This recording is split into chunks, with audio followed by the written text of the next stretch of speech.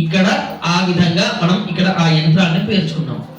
ఇందులో పరమేశ్వరుడు మొత్తం ఈ యంత్రంలో అంటే ఈ ఆకారంలో 11 ఆవరణలు ఉంటాయి. 11 ఆవరణ అంటే ఆ యొక్క ప్రాంగణం, 11 ప్రాంగణాలు. 11వ చివరి ప్రాంగణంలో ఉంటాడు పరమేశ్వరుడు. ఒక సాధారణమైన ఒక వ్యక్తిని కలవాలంటే, ఒక లీడర్ అనుకోండి, లేకపోతే ఒక రాజకీయ నాయకుడు, ఎవరైనా ఒక ఆఫీసర్ అనుకోండి, ముందుగా వాచ్మెన్ ని కలవాలి, తర్వాత పిఏని కలవాలి, తర్వాత పర్సనల్ సెక్రటరీ, తర్వాత ఇట్లా ఒక 3-4 కలిస్తే గానీ మనం చివరికి ఆ ఆఫీసర్ ని చేరుకోగలుగుతాం. అదే పద్ధతిగా 14 లోకాలకు అధిపతి అయిన పరమేశ్వరుని చేరుకోవాలంటే, 11వ ఆవరణలో ఉన్న పరమేశ్వరుని చేరుకోవాలంటే ముందున్న 10 ఆవరణలో ఉన్న దేవతలను అర్చన చేసి వారి ఆశీస్సులతో మనం చివర ఉన్న 11వ ఆవరణలో ఉన్న పరమేశ్వరుని దర్శనం చేసుకుంటాం. ఇది మహాలింగార్చన యొక్క పద్ధతి. అయితే ఇక్కడ మనం చూస్తున్న ఈ ఆకారంలో మొదటి ఆవరణలో 8 మంది దిక్పాలకులు, కైలాసానికి 8 వైపులో ఉంటారు. అష్టదిక్పాలకులు కుంకుమ పట్టుతో ఉన్నవి. మొదటి ఆవరణలో వారిని ఆవాహన చేసి వారి అర్చనతో 2వ ఆవరణలోకి వెళ్తాం. 2వ ఆవరణలో బ్రహ్మ విష్ణు మహేశ్వరులు కలిసి త్రిశూలాకారంలో 3 లింగాల రూపంలో కైలాసానికి 8 వైపులా ఉంటారు. వారు కైలాసాన్ని ఎప్పుడూ సంరక్షిస్తూ ఉంటారు. వారు త్రిశూలేశ్వరులు అంటారు. ఇక వారిని అర్చన చేసుకొని వారి అనుమతితో 3వ ఆవరణలో ప్రవేశిస్తాం. 3వ ఆవరణలో ఎవరుంటారు అంటే, ఇక్కడ చూడండి, ఎల్ షేప్ లో ఉన్న 108 మంది, 27, 27, 27, 27, మొత్తం 108 మంది. వీళ్ళను తాండవేశ్వరుడు అంటారు. పరమేశ్వరుడికి 108 రకాల సేవలను ఈ తాండవేశ్వరుడు ఎల్లప్పుడూ చేస్తూ ఉంటారు. ఒకరు వేదం వినిపించడము, ఒకరు సంగీతం వినిపించడము, ఒకరు నాట్యం చేయడము, ఇట్లా పరమేశ్వరుడికి సంబంధించిన 108 రకాల సేవలను ఆ 108 మంది తాండవేశ్వరులు ఎల్లప్పుడూ చేస్తూ ఉంటారు. వారి 3వ ఆవరణలో వారి అర్చన చేసుకొని వారి అనుమతితో 4వ ఆవరణలో ప్రవేశిస్తాం. 4వ ఆవరణలో ఎవరుంటారు అంటే గణపతులు. మనకు తెలిసిన గణపతి ఒకటే, లడ్డు, ఎలుక, తొండము, ఇంతవరకు మనకు తెలుసు. కానీ కైలాసంలో 8 మంది గణపతులు ఉంటారు. గణము అంటే ఒక సమూహం, గణపతి అంటే సమూహానికి అధిపతిని గణపతి అంటారు. 8 సమూహాలకు 8 మంది గణపతులు ఉంటారు. వారు అక్కడ విభూతి పట్టుతో ఉన్న 8 మంది. వారిని అర్చన చేసుకొని 5వ ఆవరణలో ప్రవేశిస్తాము. 5వ ఆవరణలో పరమేశ్వరుడి యొక్క అవతారాలు 8. ఎట్లాగైతే విష్ణుమూర్తి యొక్క అవతారాలు 10 ఉన్నాయో అట్లా పరమేశ్వరుడికి 8 అవతారాలు. అందుకే ఆయనను అష్టమూర్తయే నమః అని మనం అర్చన చేస్తూ ఉంటాం. ఆ గంధం బొట్టుతో ఉన్న 8 మంది ఆ పరమేశ్వరుడి యొక్క అవతారాలు.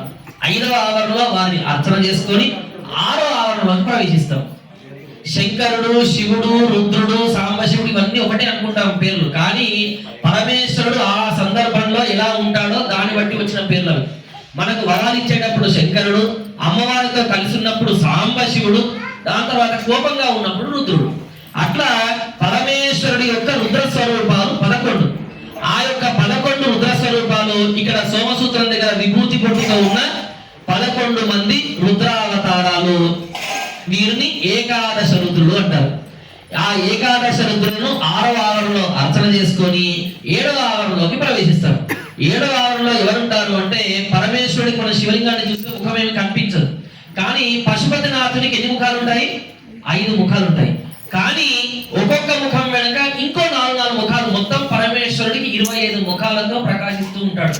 అటువంటి 25 ముఖాలకు సంబంధించిన దేవతలు ఆ 5 శివలింగాల చొప్పున మొత్తం 25 మంది అట్లా 7వ ఆవరణలో ఉంటారు.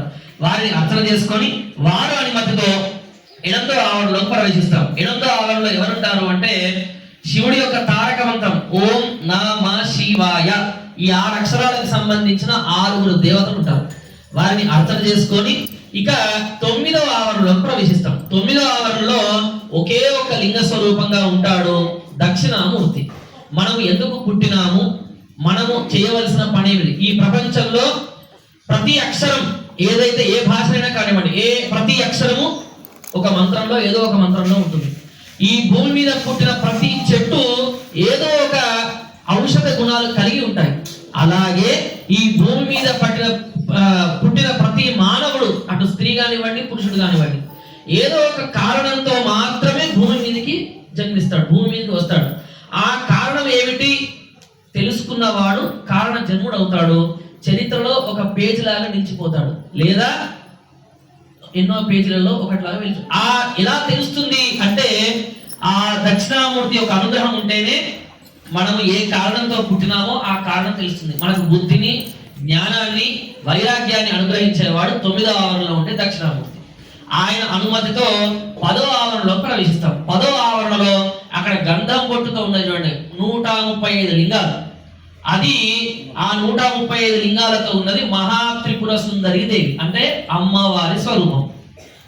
ఆ అమ్మవారి దర్శనం చేసుకున్నాక చివరి 11వ ఆవరణలో ప్రవేశిస్తాము.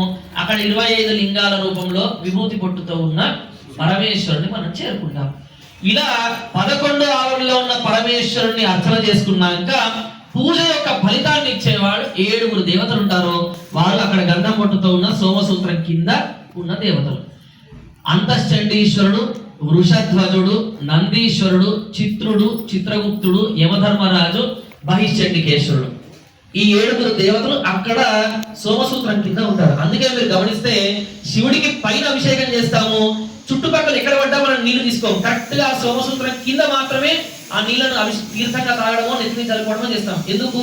పరమేశ్వరుడు ఆ 7 దేవతలకు ఆ వరాన్ని ఇచ్చినాడు. ఏమని?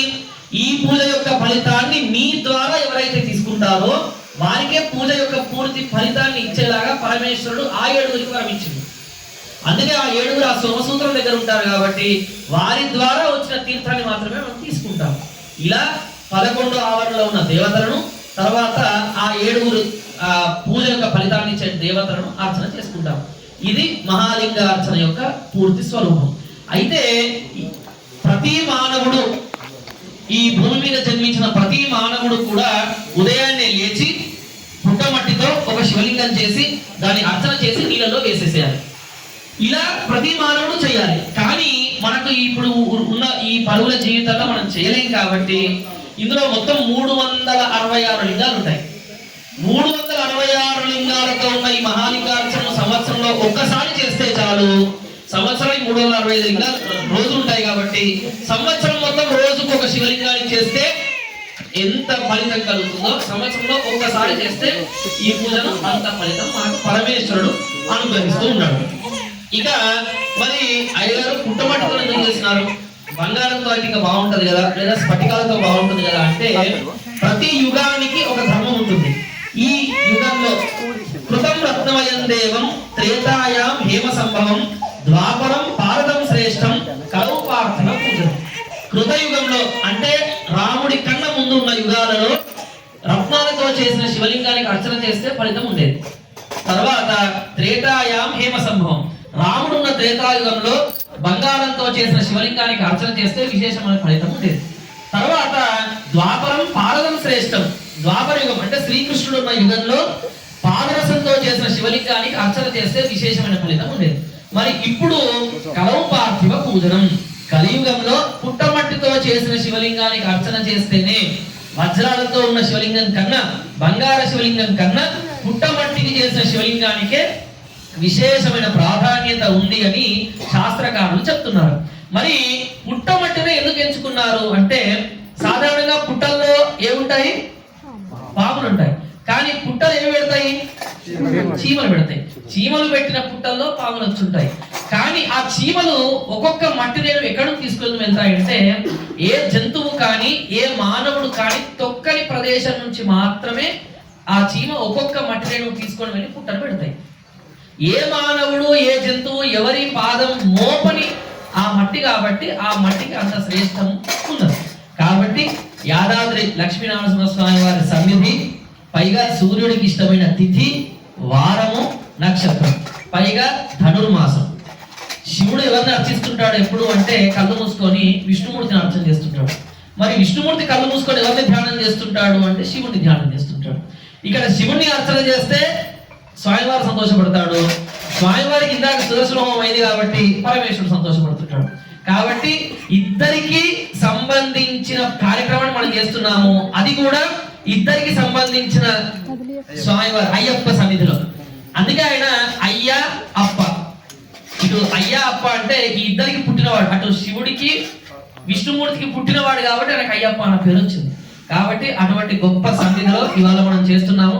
కాబట్టి శివాయ నమః అనుకుంటూ ఉండండి. ఈ రెండు కార్యక్రమాలు చేయడం వల్ల సంతోషపడే మొదటి వ్యక్తి ఎవరంటే ఓం శ్రీ స్వామి హరిహరపుత్ర అయ్యప్ప స్వామి భగవానికి లక్ష్మీనారసింహ స్వామి గోవింద గోవింద పార్థివలింగేశ్వర